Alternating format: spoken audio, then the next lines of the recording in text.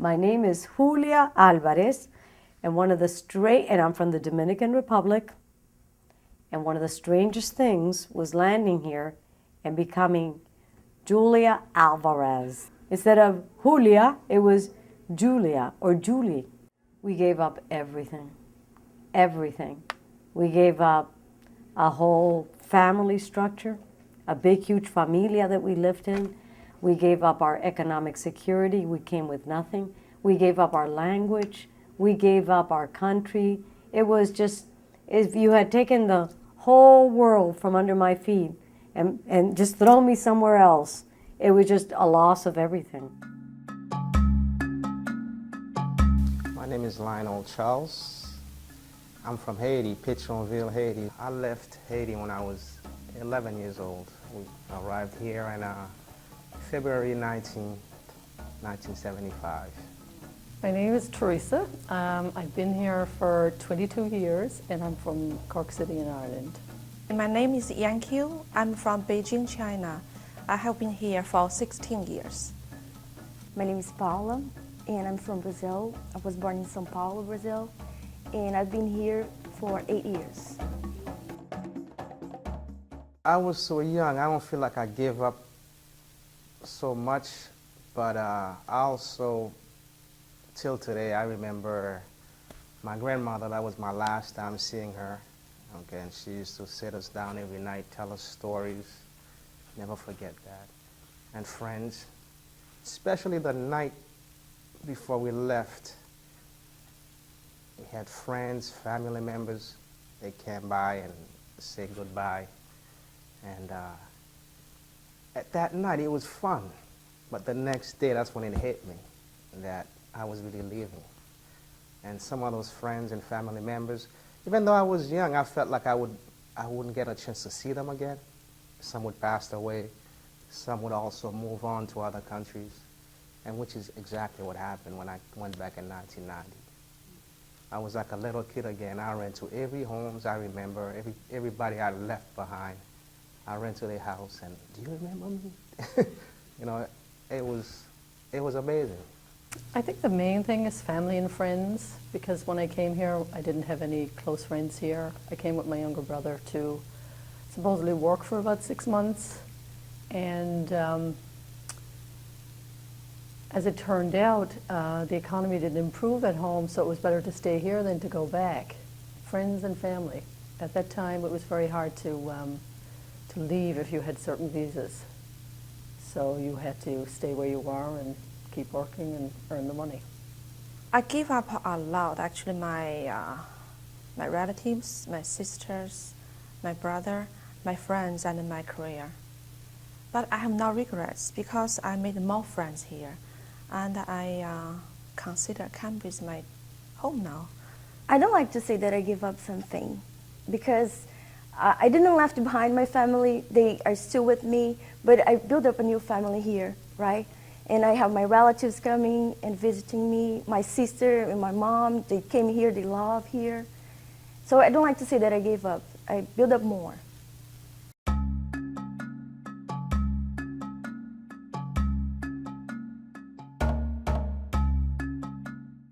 My first impression, wow, there were so many of them.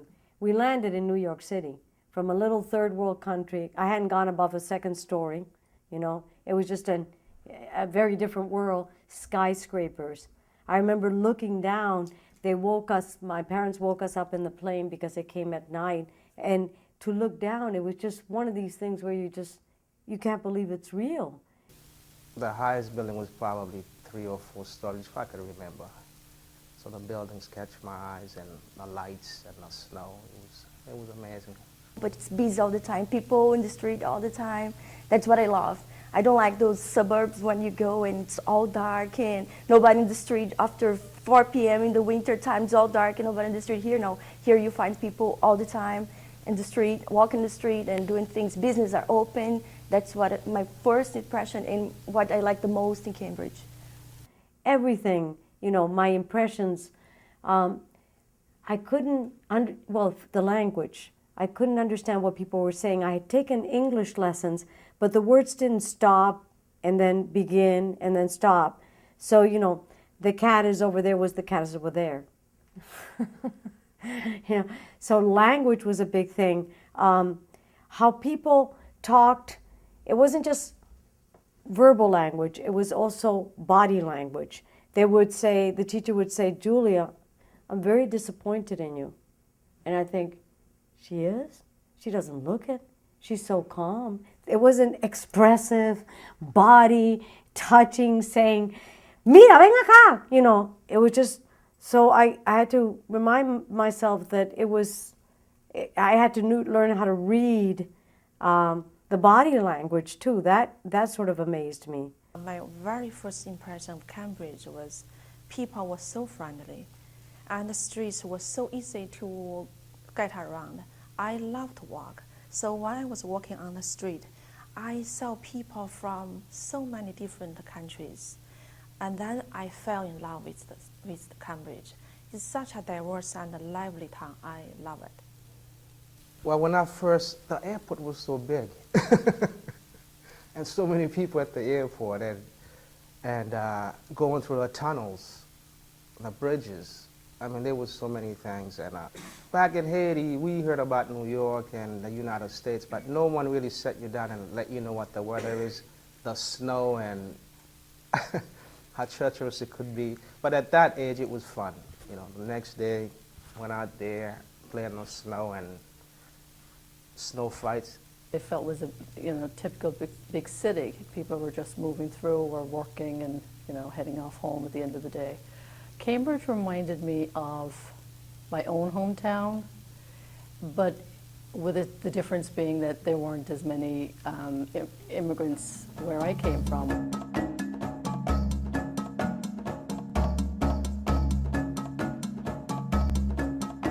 I found it strange that people were I's instead of us, us's.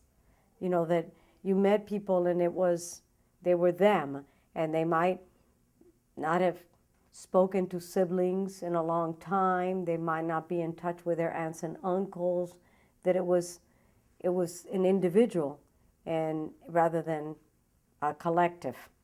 Because the minute you'd meet somebody in the Dominican Republic, it would be, oh, you're so-and-so, your aunt, da-da-da, you have your, you have your cousin's nose, you belonged to the whole group, and here it was just about who you were, and I found that really, really strange. Thanksgiving, never knew what that was, okay, came here. So all the food everywhere when you go, it was a big meal, and everybody hugged. I mean, it was a good time, everybody hugging each other, family time. Turkey, everything you could imagine. Okay, and another thing was Halloween. Halloween back home is different. It's mostly for grown-ups. But when you came here, you saw all the kids getting dressed, ringing people's doorbells and getting candy. So that was different for me too. That was the two main ones that captured my eyes. About the library. The books are free and there is no limit. What a nice surprise. And it's unbelievable because in China we have to pay for it. We have to pay the membership fee and a little fee for each book we borrowed. So I was like, wow, is that real? They say, yes. It wasn't as expansive a culture. It felt all the time kind of stingier. If you had something, you shared it. If you threw a party and somebody called up and said, hey, my brother's visiting, he's brought some friends, oh, bring them over. Here was, well, we can't accommodate, or, well, we'll take a rain check. And I thought it was much more, sort of contained, the generosity. And that struck me. Table manners. Chinese people love to eat. When we have guests over, one word we say so many times is eat, eat, eat, and eat. So we want to make sure people, eat a lot and try every single dish. But when I went to my friend's house in America, they did not do the same thing. Now I understand why. So we have different customs. When I had my baby, she was 3 months, and I was invited to a meeting for parents with kindergarten students. And my baby was 3 months, and they said, "What are you doing here?" Right?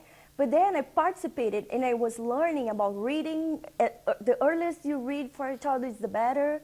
So I learned with that, and I had my 3-month-old baby, and I use it with my child, and I do home visits for Brazilian speakers, and I'm passing this to them. So I think that's a basic thing that maybe for you guys is so common, but for me it was important because it working the habit of reading with your child is very important. So I started doing with my daughter. The thing that was, what advice would I give?